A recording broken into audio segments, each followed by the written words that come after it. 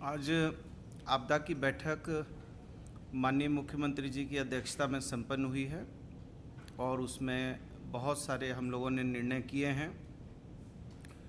एक निर्णय तो ये किए हैं कि अब शादी विवाह जो है 500 व्यक्ति तक शादी में हिस्सा ले सकते हैं और जो हॉल की कैपेसिटी है उस कैपेसिटी का आधा हो तो भी हिस्सा लिया जा सकता है। मतलब क्लियर आप लोगों को हो गया होगा।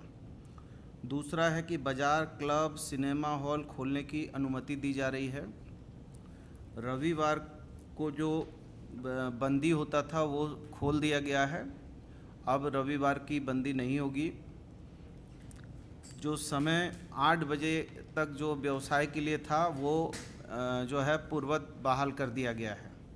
मतलब वो समय की बाध्यता को समाप्त कर दिया गया है।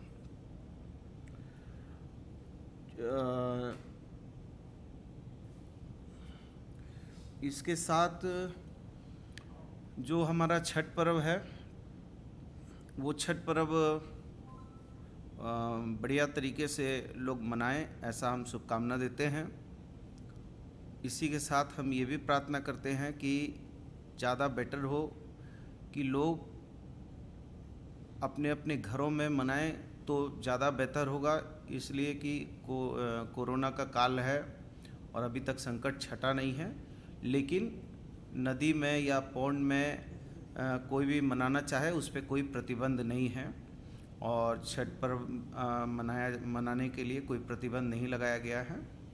इसी के साथ में जो हमारे पर्व हैं, धनतेरस है, दीपावली है, गोवर्धन पूजा है और भी कई एक पूजाएँ हैं। ये सब पूजा भी सार्वजनिक रूप से आदमी कर सकते हैं, किया जा सकता है, लेकिन उसमें भी हम निवेदन करेंगे कि सावधानी के साथ करें। कोरोना के को देखते हुए, मद्देनज़र रखते हुए इसको किया जाए, लेकिन कर सकते हैं। इसमें कोई हम लोगों ने कोई प्रतिबंध नहीं लगाया है। इसी के साथ जितने खेल कूद के हैं, खेल कूद में जितने भी स्टेडियम वगैरह हैं, स्टेडियम में 50% की कैपेसिटी पर स्टेडियम में लोग जो हैं खेल कूद के इसमें हिस्सा ले सकेंगे। और जो बाहर में जहाँ पर स्टेडियम वगैरह नहीं है, जैसे हमारे गांव हैं और अलग जगह है, कहीं भी शहर है, तो उसमें 500 आदमी तक तो वो कर सकते हैं। और 500 से यदि ज़्यादा करना है तो उनको एक सूचनार्थ जो है उपायुक्त को देना होगा, लेकिन कोई ऐसी बंदिश नहीं है उस पर। और ये हम लोगों ने इसमें जो कोचिंग सेंटर वगैरह पर जो उम्र की बाध्यता रखी थी, उसको उम्र की बाध्यता को समाप्त करते हुए क्लास 10 से एबव के जितने भी ये हैं, उसमें पहले हम लोगों ने रखा था कि 18 साल से ऊपर का ही बच्चा जो है कोचिंग में जा सकता है, लेकिन वो बाध्यता को हटाते हुए यदि 10 क्लास से ऊपर के में यदि मान लीजिए 15 साल का कोई बच्चा है या उससे कम का कोई बच्चा है तो वो भी कोचिंग में पार्टिसिपेशन कर सकता है। तो और जितने हमारे ICDS हैं, आंगनबाड़ी केंद्र जो हैं, वो सब खोले जाएंगे, लेकिन उसमें जो हमारी सेविका है उनको डबल इंजेक्शन लगाने होंगे।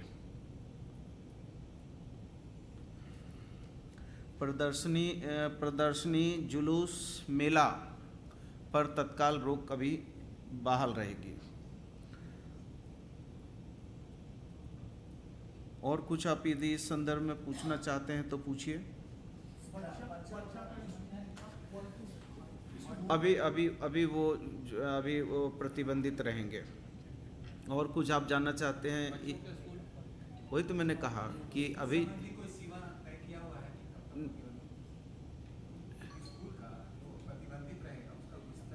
नहीं, अभी फ़िलहाल चूँकि कई जगह देश के कई राज्यों में, विशेष करके केरल है और कुछ जो है असम वगैरह में कुछ ऐसी सूचनाएं हैं, तो अभी फ़िलहाल जो है जब तक थोड़ी स्थितियां और स्पष्ट नहीं होती, हम लोग चूँकि इसमें बच्चों का मामला विशेष करके है कि अल्पवयस्क और बच्चे ज़्यादा प्रभावित होंगे, इसलिए उस पर जो है अभी निर्णय फिर आने वाले समय परिस्थिति पर विचार किया जाएगा। ये मैच जो होने वाला है रांची में, उसमें भी वही जाएगा 50%? नहीं, मैंने तो कहा मैच के लिए तो कोई अलग से कोई निर्णय नहीं किया जा सकता है, लेकिन हमने कहा है कि भाई स्टेडियम में जो है, स्टेडियम की जो कैपेसिटी है उसका 50% और जितने हमारे स्विमिंग पूल वगैरह हैं उसमें जो हमारा स्पोर्ट्समैन लोग यदि स्विमिंग वगैरह करता है या एनसीसी के कैडर वगैरह करते हैं तो उन लोगों को डबल इंजेक्शन लेकर डबल वैक्सीनेट करके वो उससे वो जो है लाभान्वित होंगे।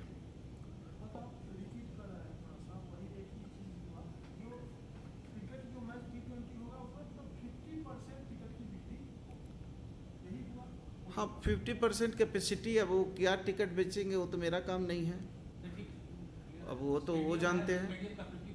तो 50% कैपेसिटी पर होगा और मैंने आपको बता दिया कि कोई कन्फ्यूजन नहीं होना चाहिए। ये जितने पर्व त्यौहार हैं वो पर्व त्यौहार हों, हम लोग भी चाहते हैं कि पर्व त्यौहार हों, लेकिन ये ज़रूर कहेंगे कि मनाओ जश्न बहारा इस एहतियात के साथ कि इसकी लौ से किसी का घर ना जले।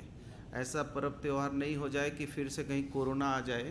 तो थोड़ा लोगों से ज़रूर प्रार्थना है आपके माध्यम से कि थोड़ी सावधानी के साथ, थोड़ा सादगी के साथ पर्व त्यौहार मनाएं। और भोग का जो है वितरण का जो मामला है, भोग जो है वो होम डिलीवरी होगा। और इम्पोर्टेंट ये हुआ कि इतवार का जो है वो उसको पूरी तरीके से हम लोगों ने समाप्त कर दिया है। सब मार्केट सारा चीज़ खुलेंगे यथावत, जो पूर्व की भांति थे, और 8 बजे जो समय की बाध्यता थी उस बाध्यता को समाप्त कर दिया है। इस विषय में और कुछ आप लोगों को यदि if you want any question है, बच्चा हुआ ना, जैसे बच्चा लोग का स्कूल का है, कोचिंग है, तो 10 साल से अरे आजकल तो 5 क्लास का बच्चा का भी कोचिंग हो रहा है जी।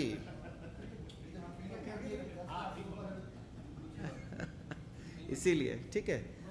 हाँ, स्टेशन पर जो कोरोना की जांच हो रही है, कई यात्री हैं जो बिना जांच किए वहाँ से निकल जा रहे हैं, भाग जा रहे हैं। नहीं, हम देखिए, हम लोग तो अब किसी को, हमको संविधान ने ऐसा अधिकार अभी नहीं दे दिया है कि हम डंडा मार के जांच कराएं, लेकिन ये तो लोगों के भी अवेयरनेस की बात है और आपके माध्यम से भी हम प्रार्थना करेंगे लोगों से कि आप जांच करवाइए और जांच से भागिए मत। आप और हम मिलकर ही तो कोरोना को सेकंड फेज, आज मात्र जो है 154 लोग ही बचे हैं और हम उम्मीद करते हैं कि परमपिता परमेश्वर की कृपा रही तो हम लोग ज़रूर 154 लोग को भी जल्दी सकुशल उसके घर पहुंचा देंगे। हाँ, दुर्गा पूजा का ही जो गाइडलाइन है वो काली पूजा पर प्रभावी होगा।